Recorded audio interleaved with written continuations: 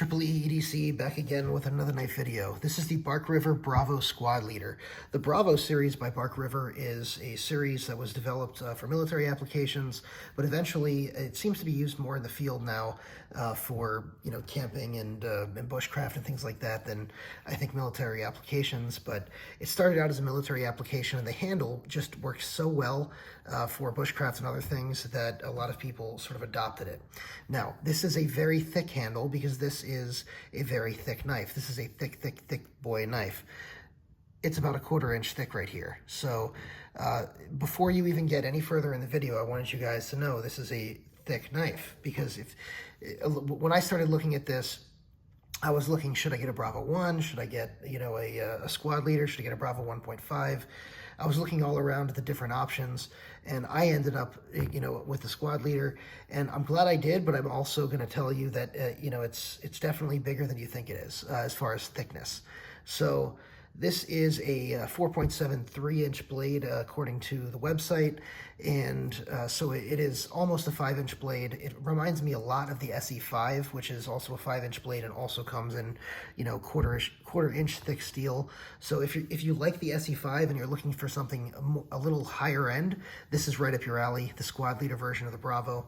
The biggest difference between the Bravo 1 and this, or biggest couple of differences, are, the blade's a little wider here in this dimension. You got the fuller here, and of course the thickness here. This also doesn't come with the ramp like you would with the Bravo 1, although you can get the rampless version of that. And it also comes with a pommel here that is not something that you get on the Bravo 1. So a couple of differences between this and the Bravo 1 right off the bat. The pommel does work as a striking pommel, so it's very good for that. I have a lanyard here on this. I got this second hand, and it came with the lanyard. I went ahead and left it on. It is not stock.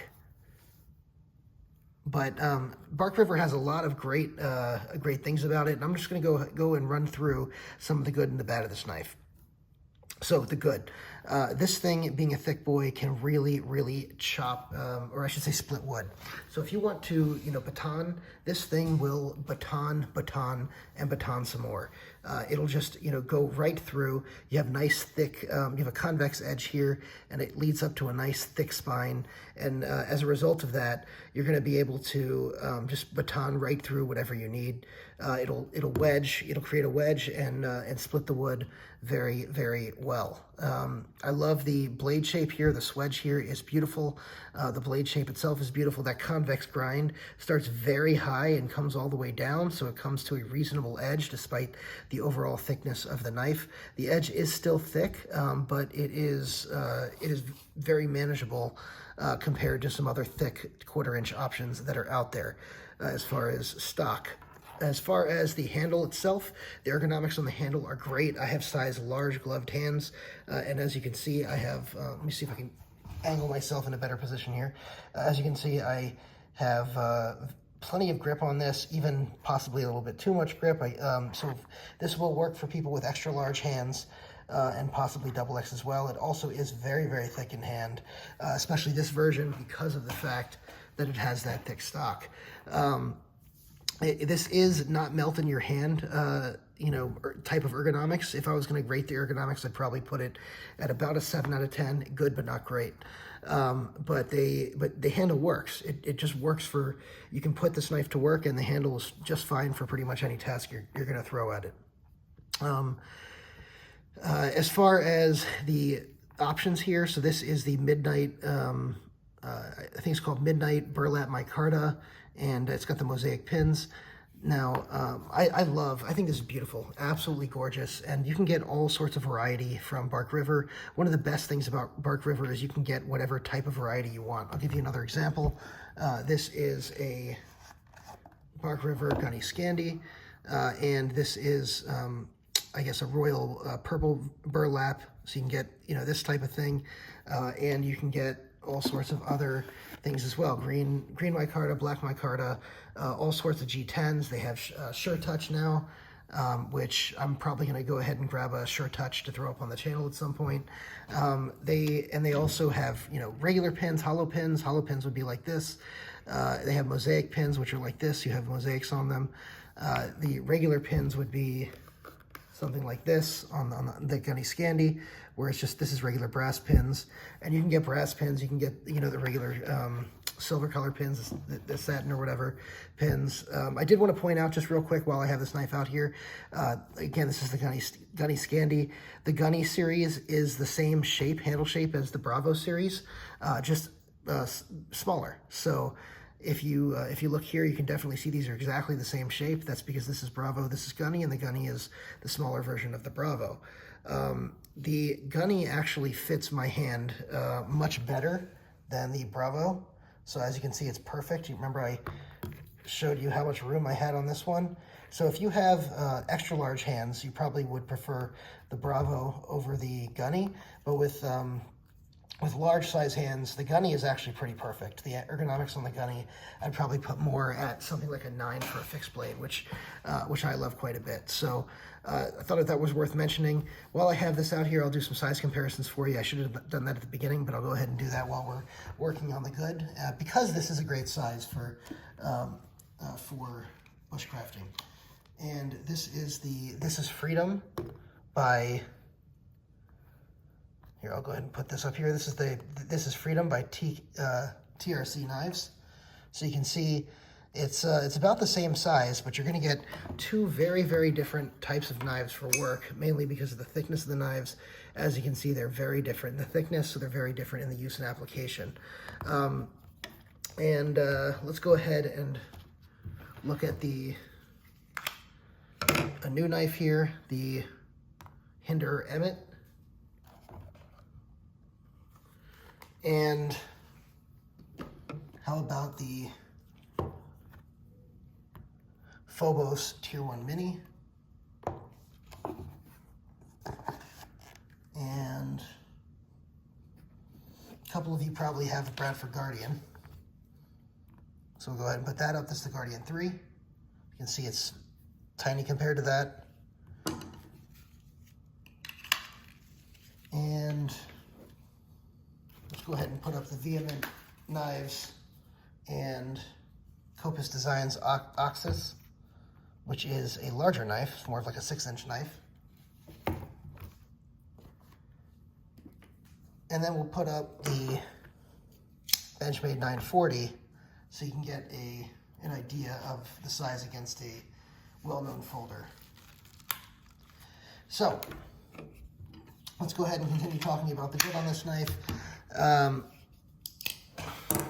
One of the great things about this knife is the steel choice. So this is made in CPM 3V. It probably will come out at some point in a different steel as well. Bark River likes using A2 for a lot of things on base models, which is excellent at the price point. And they also use Cru-Wear on a lot of things. And Cru-Wear is gonna, a lot of people consider it a step up from 3V, although 3V is pretty much neck and neck with Cru-Wear on a lot of categories that matter.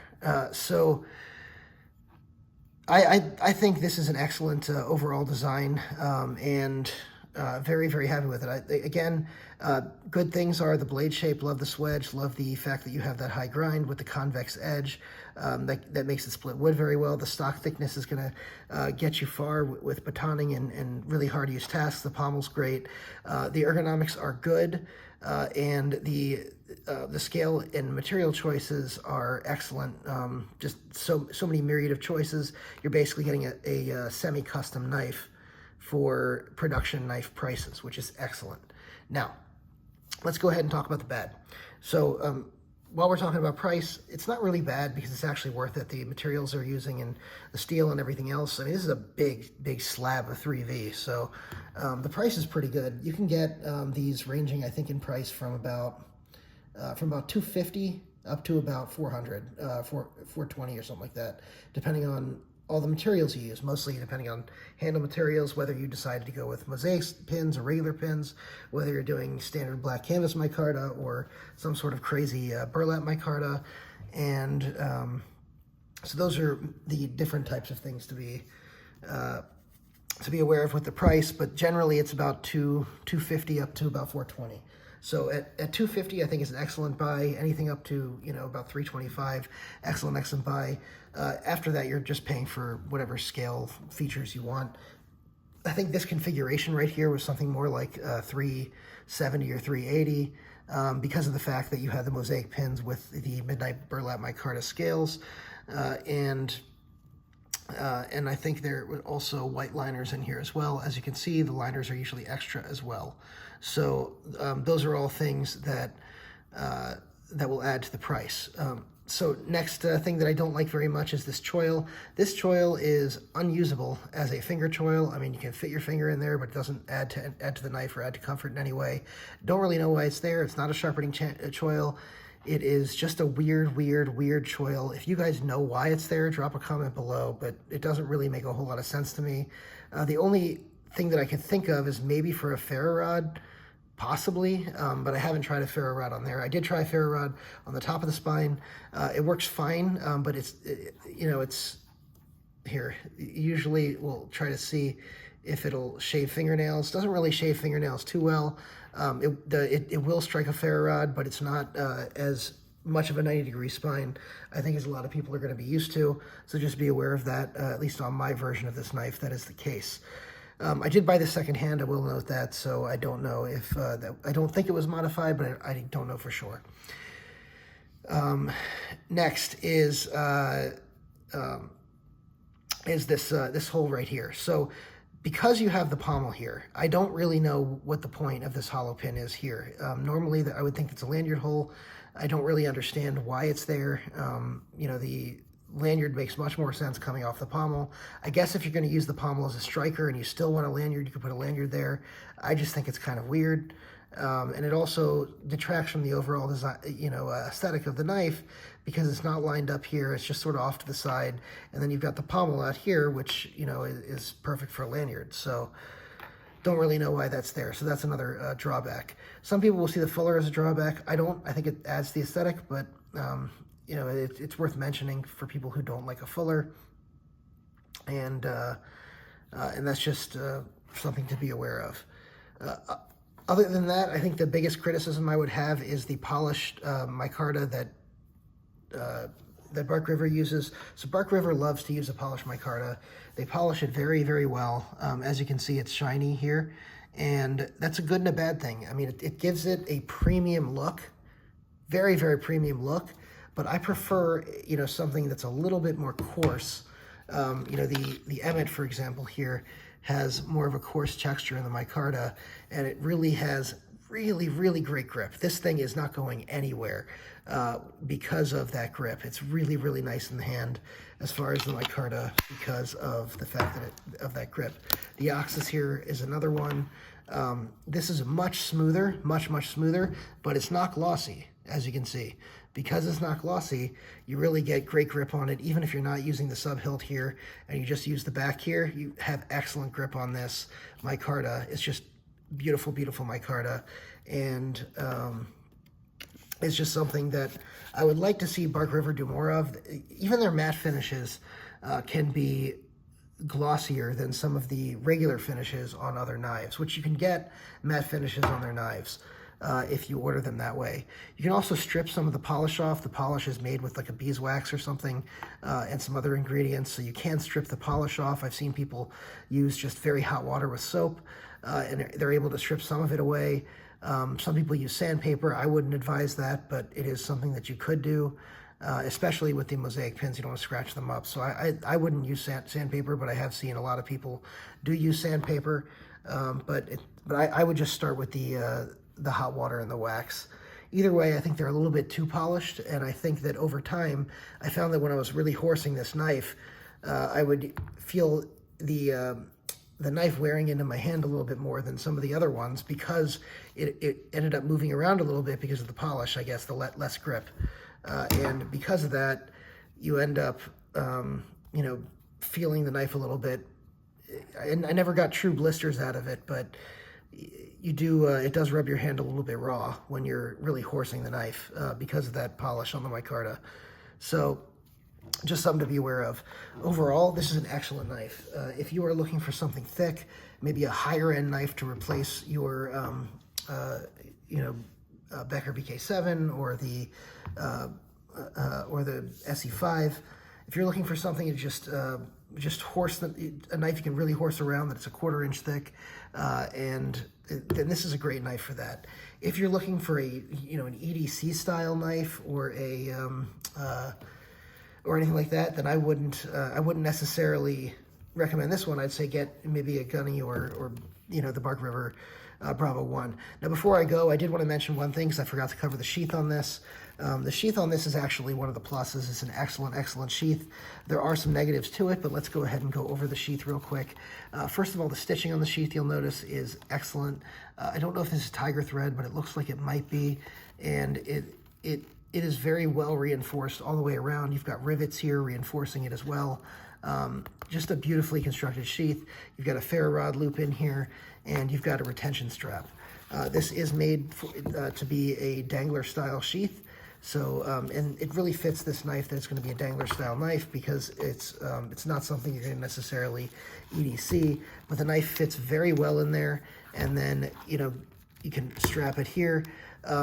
You can strap it on either side. I don't recommend, this side. It's a little short here, but I have seen other people do it. They probably stretch this a little bit. I don't get that, because, well, you can stop it. You can still pull the knife out a little bit. But it is meant to be on this side, and that stops it from coming out. So the biggest criticism with the sheath, by the way, the leather on the sheath is excellent. The actual leather they use, very thick leather, and just very premium feeling thick leather.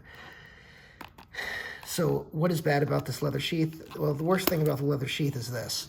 If you are not being mindful, if you just pop this open and pull out the blade, you can see what the problem's going to be is this will come here, and the blade, as it comes out, if the strap is in the way, will cut the strap. So you need to be very careful when you have the strap here. Tuck the blade in, right? And you pull the blade here, pull this back, and then pull the knife out. Now, it creates an extra step with the strap, and that's really the biggest drawback of this sheath. Do I love this sheath? I like it a lot. It's not my favorite sheath. If I was going to keep this, I'd probably Kydex this, honestly. But I'm actually sending this along. Mark Goldstein, good friend of the channel, we did a little knife swap. I bought 2 knives off of him. He bought this off of me, and we'll get some more content for the channel. Thank you, Mark. This is going to be going out to you tomorrow, including the lanyard bead. And as discussed, I'm going to be throwing in an extra knife for you for just being an awesome guy for the channel. Anyway, if you guys have any questions about this knife, then I'd be happy to discuss those with you. Again, this is a Bravo Squad Leader by Bark River, and this is an excellent, very hard use, wood splitting, thick boy camp knife. And so I'm going to highly recommend it for the limited purposes of those really thick, hard use knives, rather than, more of an EDC fixed blade, which it's not. So thank you guys so much for watching. Go ahead and drop a comment in the video, drop a like, and subscribe, hit the notification bell so you get all my content. Thanks so much.